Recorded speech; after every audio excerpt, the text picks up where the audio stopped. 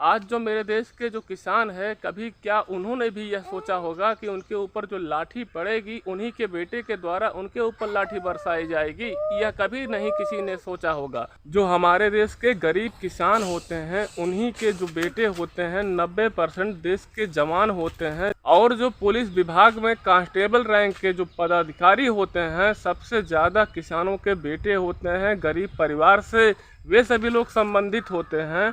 और जब सरकार किसानों के ऊपर लाठी बरसाने का आदेश देती है तो जो किसानों के ऊपर लाठी बरसाने वाले लोग होते हैं वे किसानों के बेटे होते हैं, गरीब किसान के बेटे होते हैं। उनको भी इस बात को समझना चाहिए कि जो गरीब किसान वर्तमान समय में लड़ रहा है वह आपका पिता है, और इस बात को जो है गहराई से सभी को समझना चाहिए। और जितने भी उच्च अधिकारी होते हैं, लगभग हम 50% तो नहीं कह सकते हैं, लेकिन 30-35% जो हमारे गरीब किसान होते हैं उनके बेटे उच्च अधिकारी भी होते हैं। यदि हमारे वे सभी उच्च अधिकारी और जो 35% जो हमारे गरीब किसानों के बेटे जो उच्च अधिकारी के रूप में वर्तमान समय में सेवा दे रहे हैं, वे सभी लोग यदि हमारा साथ दें, और जितने भी कांस्टेबल रैंक के जो पदाधिकारी होते हैं वे सभी लोग यदि किसानों का साथ दें, अपने पिता का साथ दें, और जितने भी 90% जो देश के हमारे जवान होते हैं वे सभी लोग भी यदि अपने पिता का साथ दें, तो मुझे लगता है कि जो देश में सरकार है वह जो है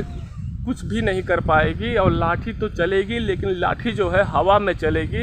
इस बात को भी गहराई से समझना चाहिए कि जो हमारे 35% जो उच्च अधिकारी हैं, जो किसानों के बेटे हैं, वे सभी लोग 90% जो सेना है और जो 90% जो हमारे पदाधिकारी जो कांस्टेबल रैंक के हैं वे सभी लोग भी हमारा साथ देंगे।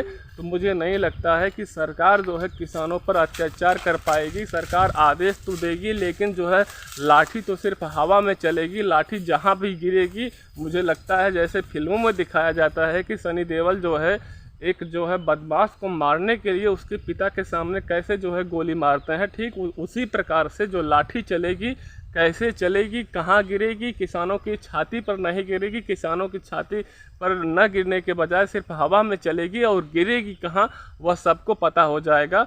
और सरकार भी चाह कर भी कुछ नहीं कर पाएगी जब ऐसा होगा तब। लेकिन ऐसा होना बहुत ही कठिन काम है, ऐसा तो हो नहीं सकता है। लेकिन यह तो हो सकता है कि आने वाले 5 साल में जो चुनाव होता है उसमें जो हमारे कांस्टेबल रैंक के जो पदाधिकारी होते हैं, जो हमारे उच्च अधिकारी होते हैं, जो 35% गरीब किसानों के बेटे होते हैं, और जो देश में 90% जो हमारे किसानों के बेटे देश के जवान के रूप में सेवा दे रहे हैं, सभी लोगों का साथ अगर मिलेगा किसानों को, तो मुझे लगता है किसान जो है सरकार को पलटने में भी जो है देर नहीं लगाएगी। जो किसान होता है, जो गरीब होता है, सबसे ज़्यादा, चाहे वह मंत्री विधायक हो, चाहे वह सांसद हो, चाहे वह प्रधानमंत्री हो, चाहे वह मुख्यमंत्री क्यों ही ना हो, सभी का यदि मान और सम्मान कहीं से बढ़ता है, और सबसे ज़्यादा मान और सम्मान देने का काम यदि कोई करता है तो सबसे ज़्यादा गरीब किसान ही और गरीब मजदूर ही मान सम्मान देने का काम करते हैं। और जब भी कोई उच्च अधिकारी या मंत्री विधायक कहीं पर आता है तो उसके नाम के आगे साहब शब्द का इस्तेमाल करते हैं। जब भी किसी मंत्री विधायक और सांसद प्रधानमंत्री मुख्यमंत्री की जब